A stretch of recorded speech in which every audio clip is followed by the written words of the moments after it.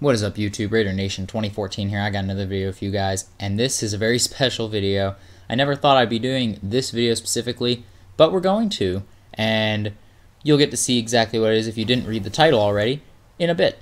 But you saw from our last pack opening, you check out the last video if you missed it, we opened some BCA packs, and we were just trucking through these packs, Terrence Cody, and we pull the Parrish Cox Team of the Week item, and that was a nice pull. I was going to sell him, but then I saw this Michael Johnson up. I got him for 265K, which is a steal, I think, because he's normally around 300 or so, or 290, so I thought that's a good idea. So I bought him, and then bought the other cards for about like 5K a piece, and the collectible for 1. So I could do this collection for roughly 270K, 280K, and JJ Watt currently on the block, I think it's 300 or 400K, so it was definitely worth it. So we're going to collect all these cards and get this monster right here. 93 overall elite JJ Watt Team of the Week edition. And I never thought I'd get this card. I saw its price. I'm like, no way. But now that we have it, I'm just a little shocked. Let's look at his stats. 80 speed, 96 strength, 95 tackle, 97 block shed, 92 acceleration, 97 power move, only 68 finesse move, but 85 play rec. This card, let me tell you, he's a monster. Plus 9 to pass rush chemistry. And again, this card he's loaded stat-wise. Let's check anything special under the depth chart. 76 agility, 92 acceleration, 72 catching. That's the same as his base, I think, but it's still a ridiculous stat. 82 jumping. Overall, you can just look at his stats, and he's just an impressive athlete for being as big as he is. He's a huge dude. He is a big man, but he's fast, and he can get to the quarterback with ease. He can pick off the ball, too, so this guy is an amazing player. And so let's do a little comparison. We got this free JJ Watt here. He beats him in all the stats easily, but you guys can do those little comparisons right there. It's like plus 6 or 7 on every stat, or a little more than that.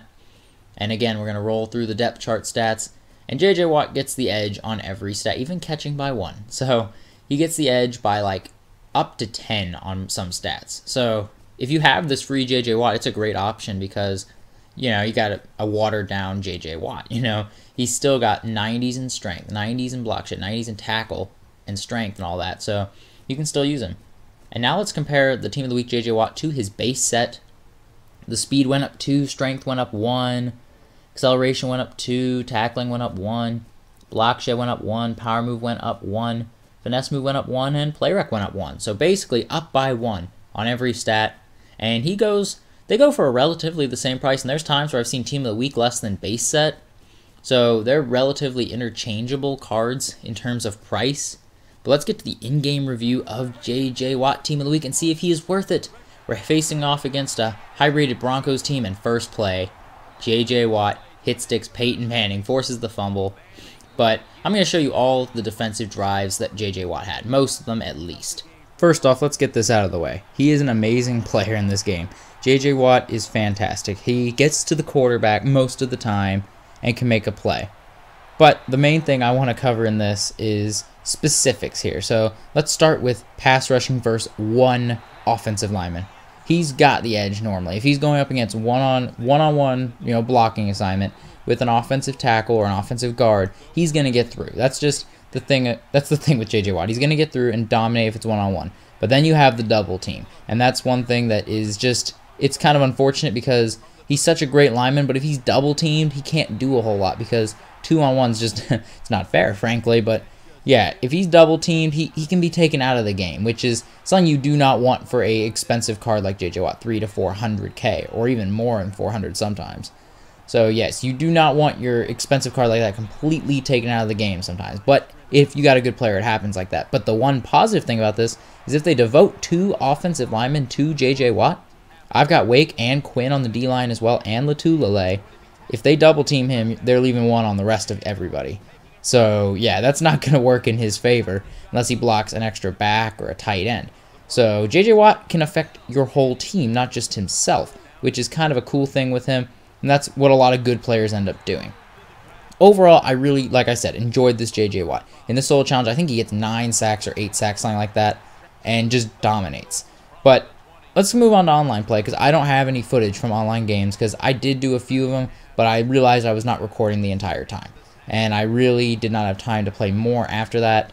but I wanted to get this video out for you guys before the next Team of the Week sets come out. So overall, online, this card, the quarters are really short online. Like, this was a 4 or 5 minute game, quarters, and I put the play clock down to 25 seconds, no chew clock from the computer. So the game lasted forever, so he had a chance to get a lot of sacks. 3 minute quarters, he's not going to have as many opportunities, and people online are going to throw the ball quickly or whatnot. He still can get pressure, but there are some times where he just won't get through. But, like I said, if it's one-on-one, he has a very good shot of getting through and dominating.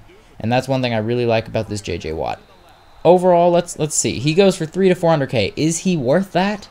No, not even close. Like, at this stage in the game, 300 to 400K can buy you a lot more than just one defensive end. If you want a good end, look at Cameron Wake. He's great finesse move. If you want a good power move, you could go like Quinn. You could go with a lot of defensive ends. But overall, if you want J.J. Watt, more than likely you're a Texans fan, or you just got a ton of coin to blow, or you're like me and wanted to try it out. You had the cards and the means, so you want to try out the collection.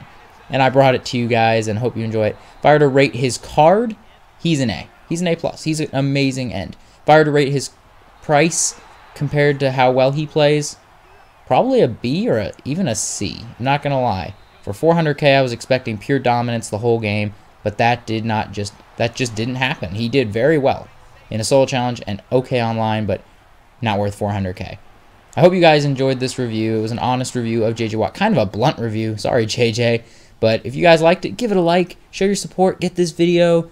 Let's get it over 10 likes, and I'll release another review tomorrow. And if you're new to my channel, subscribe for more reviews, pack openings, gameplay, Connect franchise too, also coming up. So again, guys, thanks for watching. See ya.